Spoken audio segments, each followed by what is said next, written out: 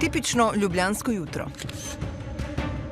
V mestu, ki bi želelo biti zeleno, je zrak vse prej kot čist. Promet, 150 tisoč vozil vsako jutro pride v Ljubljano, domača kurišča, ravnanje z odpadki, onesnaženje, ki ga dihamo. V Ljubljani prezgodaj umre okoli 200 ljudi zaradi dihanja onesnaženega zraka. Pred vrati pa odločitev, ki deli, gradnja sežigalnice. Ne govorimo, da bo sežigalnica zgrajena drugo leto, nekje 7 let je nekako ena taka doba od 5 do 7. Za ene trajna rešitev za kupe odpadkov, ki ostajajo. Ne želimo diskutirati zgolj na bazi čustev, ne? Se pravi, to bo nekaj črnega, to bomo zaplinili pol Ljubljane. Nič od tega ni res. Za druge žebelj v pljuča glavnega mesta. Čiste sežigalnice odpadkov namreč ni. Kar se tiče podnebnih sprememb, je vsaka sežigalnica, ki kuri odpadke, škodljiva. Kje bo zgrajena, kakšen bo okoljski vpliv, kakšna tehnologija uporabljena. Bo vpliv na živo in neživo naravo minimalen. Se ne bi smeli pogovarjati, pod kakimi pogoji naj sežigalnica bo, ampak sežigalnice ne sme biti.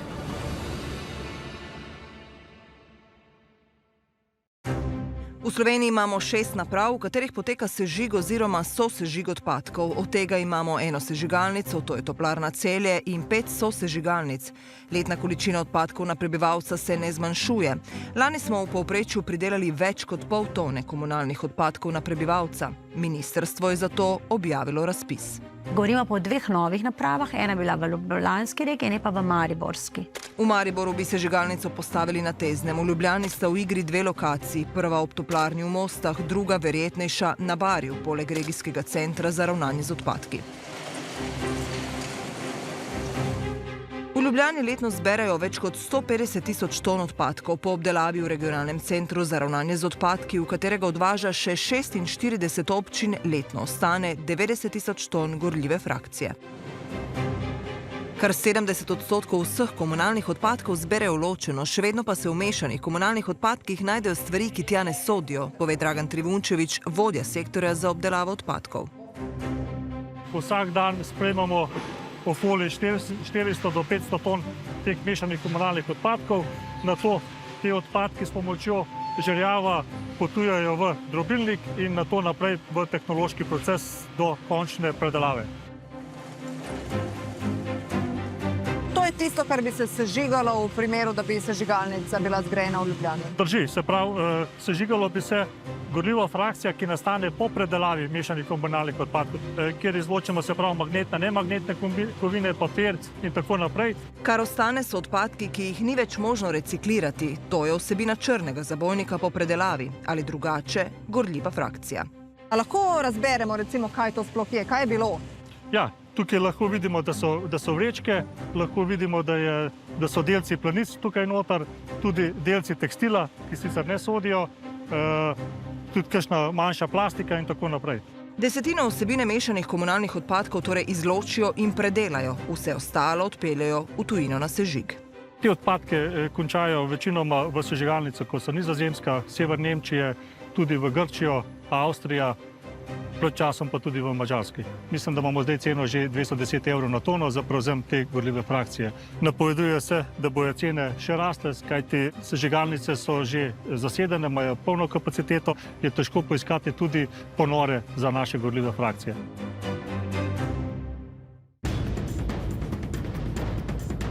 Cilj občine je jasen, znebiti se odpadkov, z njim ogrevati domove in privarčevati na stroških za odvoz in sežig. Odpadki so denar, občina tujim sežigalnicam plačuje 20 milijonov € letno in ta denar bi lahko obdržali doma. Kaj pa zrak, ki je v Ljubljani po podatkih Evropske agencije za okolje med najslabšimi v Evropi, se že leta na glas sprašuje zdravstvena stroka. Otroci v Ljubljani dihajo enega izmed najbolj onesnaženih zrakov v Evropi. To dokazano predstavlja povečano tveganje za razvoj astme in moti razvoj pljuč. To kažejo tudi podatki NIJZ. Otroci v Ljubljani imajo namreč pogosteje astmo kot otroci drugje. Od skupno 761 evropskih mest je Ljubljana po kakovosti zraka letos pristala na poraznem 709. mestu. Onesnaženost zraka z ozonom, dušikovim dioksidom in predvsem PM delci, ki z vsakim vdihom prodirajo globoko v pljuča, je pojasnjuje doktorica Metoda Dodič-Fikfak, predstojnica Inštituta za medicino dela, prometa in športa, tako nevarna, da skrajšuje življenjsko dobo in povzroča prezgodnje smrti. Povzročajo cel kup nevarnosti, ne samo za bolezni kardiovaskularnega sistema, se pravi, da vplivajo na srčno smrt, ampak so tudi karcinogeni ti delci. Se spomnim ene raziskovalke, ki nam je enkrat rekla, da je Ljubljana najbolj čista po maratonu, takrat, ko požrejo dejansko tekači vse te delce, kar je grozljivo. Župan Zoran Janković v slabi kakovosti zraka ne vidi večjih težav. V letu, ki je minilo, imamo 3 uradne merilne postaje strani Arsa. Nobeni nismo presegali tisto, kar se dovoljuje. To so koncentracije delcev, ki jih Agencija za okolje redno meri na 3 merilnih mestih v Ljubljani. Letos res, kot pravi župan Janković, pod zakonsko dovoljeno mejo.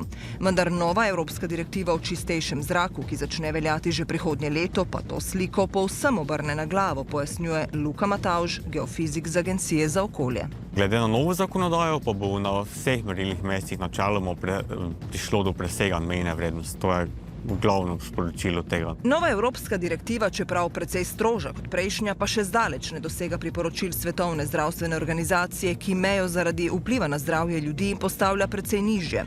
Najčistejša mesta v Evropi jo dosegajo ali se ji vsaj poskušajo približati. Če sem zelo transparentna, to pomeni tako, koliko življenj si lahko privoščimo pri kateri koncentraciji, koliko ljudi lahko umre.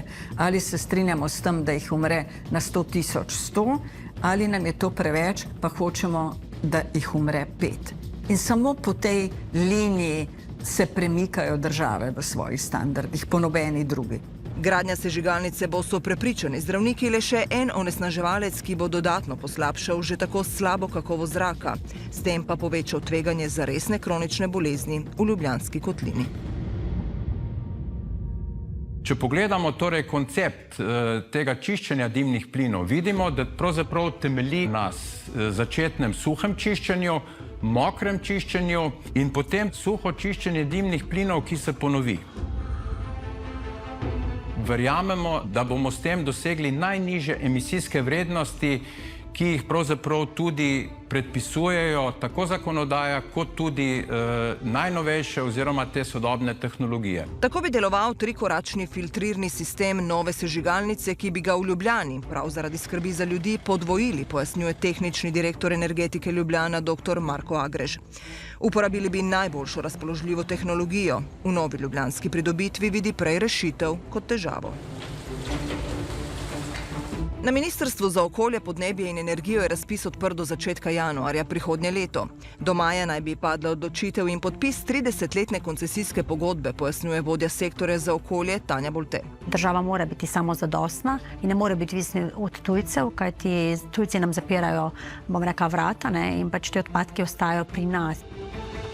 Nekam s tem odpadkom moramo iti, nekam jih moramo dati. Kapaciteta vseh 3 sežigalnic bi bila 220.000 ton predelanih odpadkov letno. 40.000 ton odpade na obstoječo celjsko sežigalnico, 50.000 ton bi sežigali v Mariboru, 130.000 ton v Ljubljani. Mesečno mi dobimo te gorljive frakcije okoli med 7,5 in 8.000 tonami in si lahko predstavljate, če bi sežigalnice ostavile oziroma prevzeme, pa kakšni kupi bi bili tukaj pri nas na regijskem centru že samo v enem mesecu. Če bi sežigali v Ljubljani, bi, pravi Agrež, te odpadke pretvorili v energijo, popolnoma opustili premog in na daljinsko ogrevanje priključili vse, ki se trenutno ogrevajo na les in plin. S tem bi pravzaprav Ljubljano tako imenovano hidravlično objeli. V jugozahodnem predelu bi to potem omogočalo razvoj tega daljinskega sistema in trajno nadomeščanje, torej plina, in pa predvsem priklope tudi individualnih kurišč. Ekonomika tega projekta je močno pozitivna. Z energijo iz odpadkov bi lahko oskrbeli več kot 20.000 gospodinjstev, pravijo na Energetiki, vendar to so zaenkrat zgolj ocene.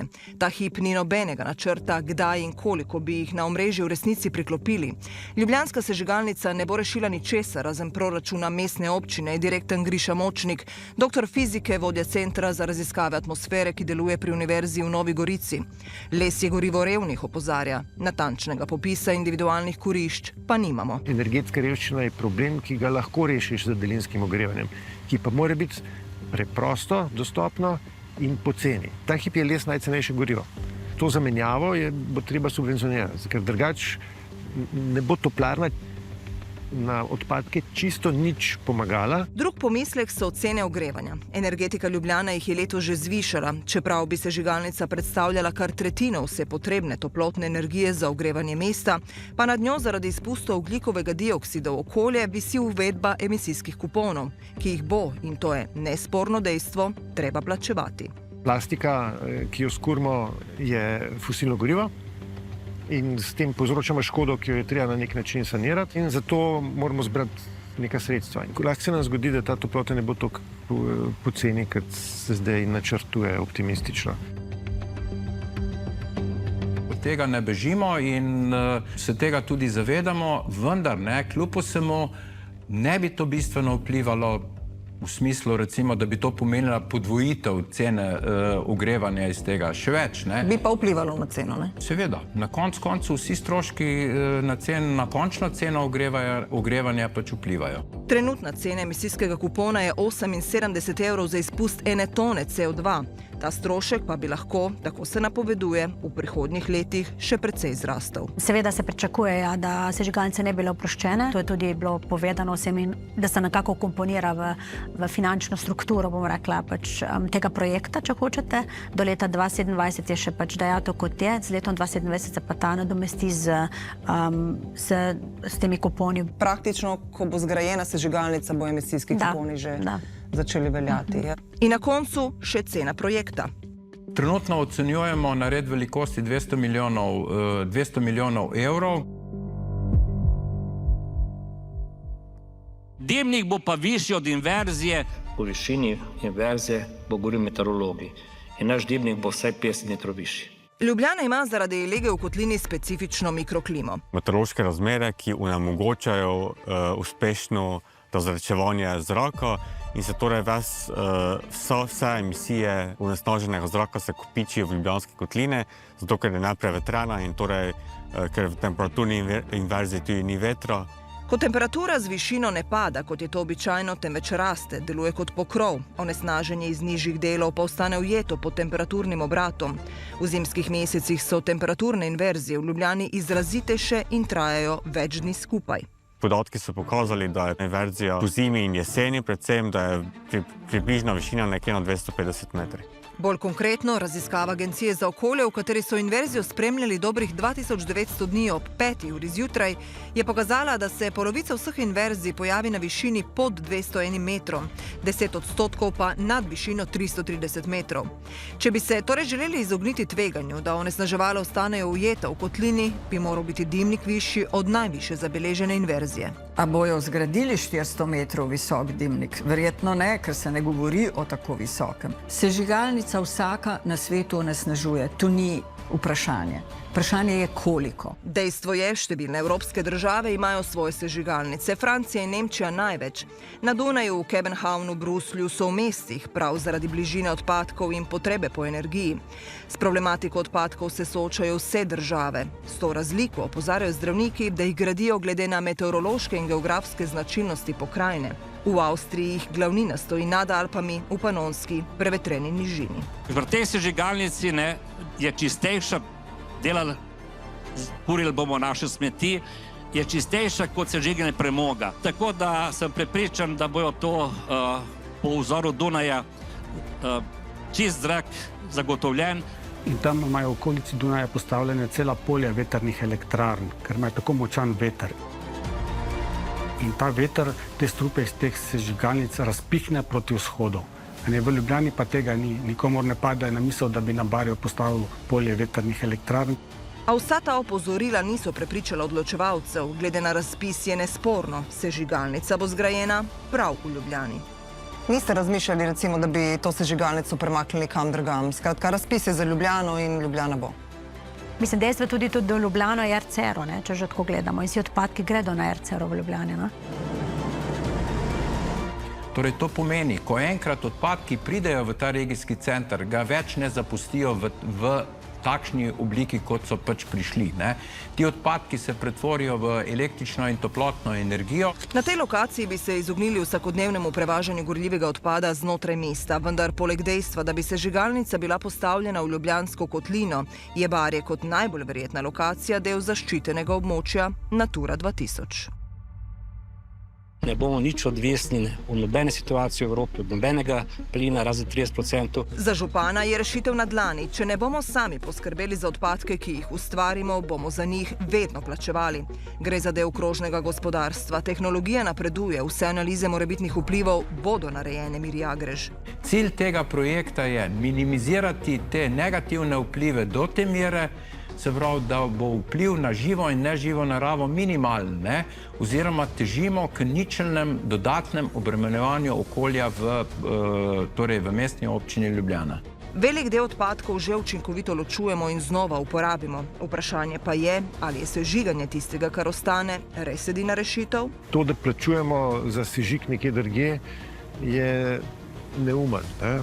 Ampak tega problema ne bomo rešili tako, da bomo doma sežigali, ampak tako, da teh odpadkov ne bo. V vsej tej diskusiji jaz močno pogrešam ukrepe, s katerimi bi zmanjšali količino odpadkov. Hierarhija ravnanja z odpadki je jasna. Najprej zmanjšanje količin, šele nato ponovna uporaba in recikliranje. Če bomo pri prvem koraku res uspešni, se sprašuje stroka, bomo, ko bo sežigalnica enkrat stala, odpadke za sežig tudi mi začeli uvažati? Ne, uvoz je tukaj prepovedan in tudi jasno smo kot ministrstvo povedali, da se sežigajo oziroma termično obdelajo, če lahko tako rečemo, samo slovenski odpadki, ki nastanejo v slovenskem območju. Če sežigalnico že moramo imeti, naj razpis zajame celotno Slovenijo, opozarja Dodič Fikfak. Najti bi morali lokacijo, kjer so geografski in klimatski vplivi primernejši. Kako v Ljubljani zaščititi zdravje ljudi, se sprašuje, in ali lahko onesnaženo mesto prenese še en vir emisij. To je približno tako, kot če vidiš grafite na zidu in so ti grafiti grdi in ti dodaš še en grdi grafit.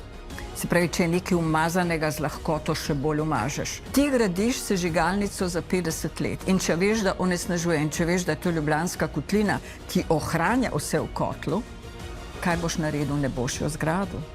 Sežigalnica bo rešila kupe odpadkov, ne pa tudi vprašanja, kakšno ceno bomo za to plačali. Bo to korak naprej k krožnemu gospodarstvu ali korak nazaj v kakovosti zdravja? Resnih študij še ni, odločitev o projektu, ki bo zaznamoval prihodnja desetletja, pa je pred vrati.